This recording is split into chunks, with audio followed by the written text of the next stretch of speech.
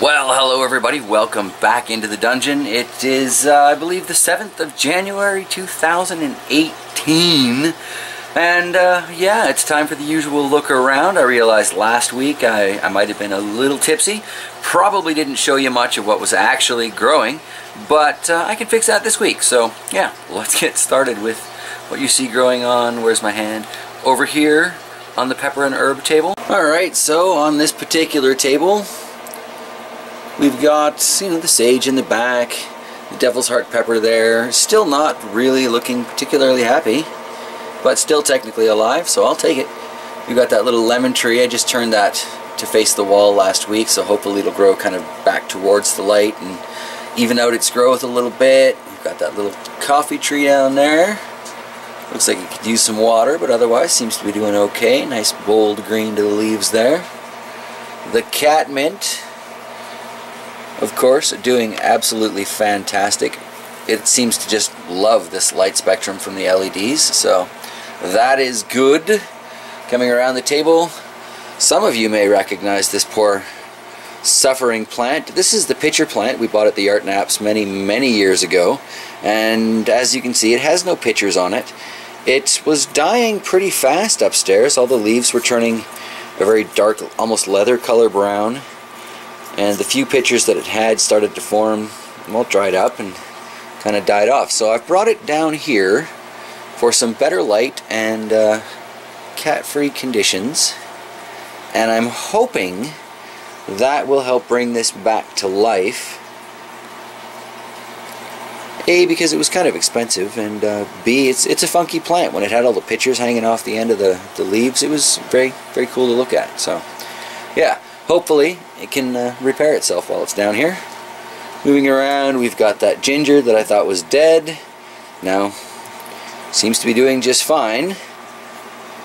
Have to keep coming down and untwisting these leaves though, because there's a kind of a kink in where it was growing. I think we've gotten past that for the most part, but it was doing that 90-degree thing. I don't know how many of you remember that, but anyway, I found that if I just kind of unwind the leaves a little bit, it can straighten itself back up. Behind that, we've got the Nepalese bell. If you look down here, you'll notice a little tiny mint cutting that I have shoved in there. I've done that in a few of the peppers because I'm really hoping the mint will help drive these aphids away. The war continues as always. Got the Reaper plant here, doing okay-ish. Looks like we've got some death going on up there. Guess it's time to clip that off.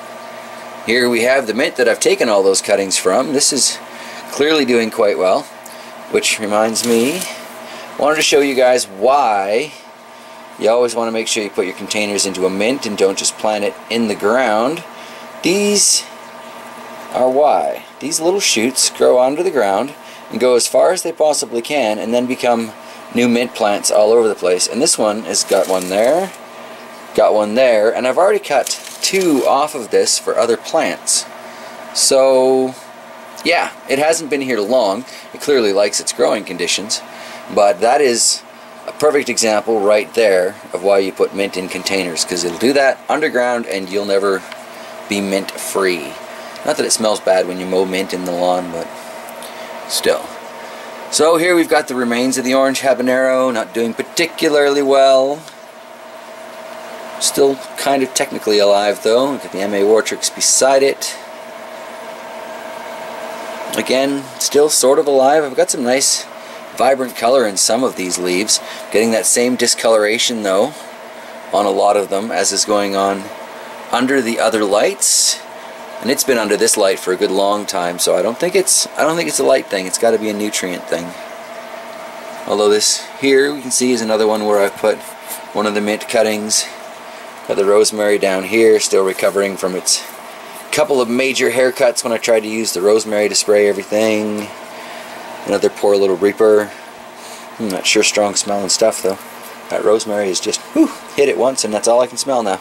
Got some oregano here, coming up from the hydroponic garden.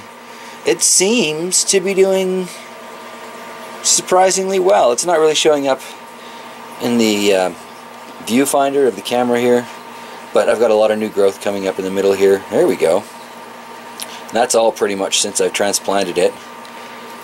And the stuff that's on the end of the shoots here, it's actually looking a lot better being in the soil than being in that hydroponic garden. So yeah, I don't know what's going on with that thing.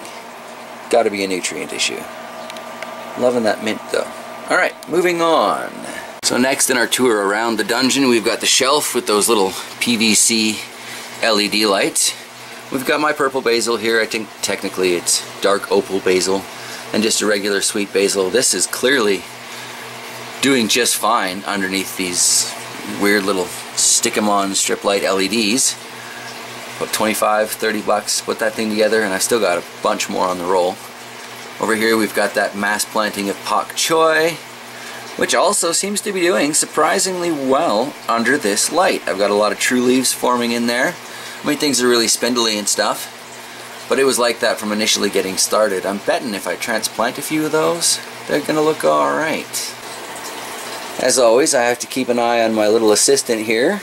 He's just trying to climb down and over onto the table. And rat it out, cat. Rat it out. Stay on the stairs. Or better yet, yeah, upstairs you go. So speaking of the table, which is just behind our little shelf here, we've got all those pepper starts. Out of those are 18 different varieties that I planted. This is what I've got growing now. Some of these are looking pretty strong. I mean, somehow those blooming aphids are already in here. But some very nice development on this particular seedling here. Definitely time to transplant that puppy. What is that anyway? One of the matchbox peppers. Nice. Oh, and it's even got, look at that, little tiny roots sticking out of the bottom of that cup. Those solo cups, this size, so cute. So yeah, definitely time to do some transplanting out of here. I've already started that.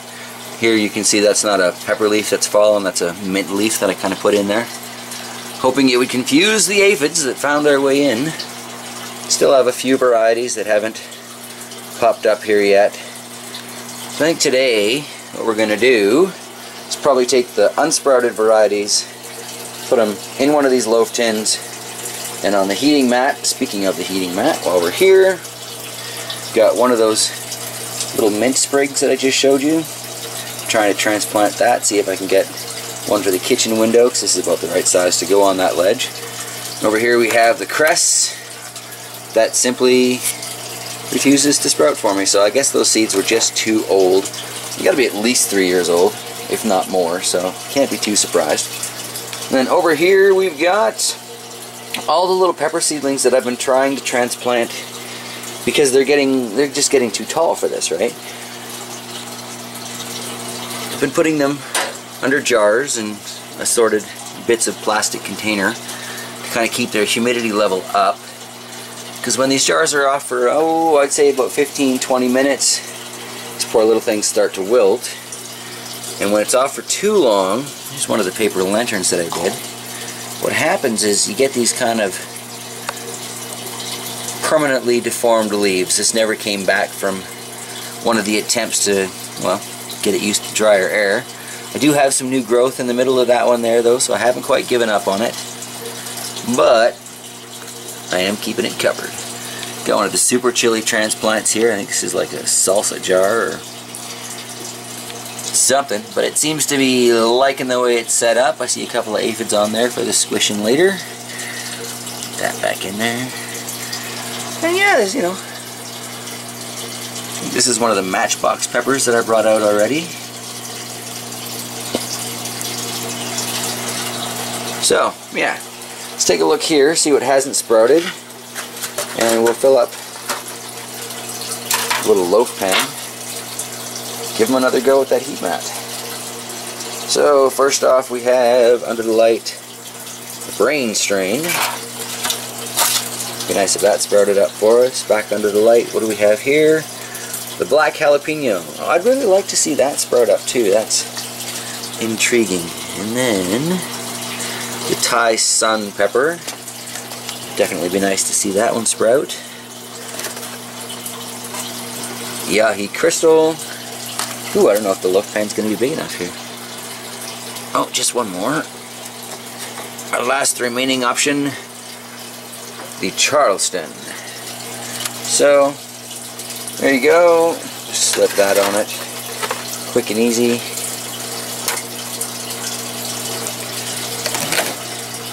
Guess I can get rid of that crust later because it's not really doing anything for me, is it?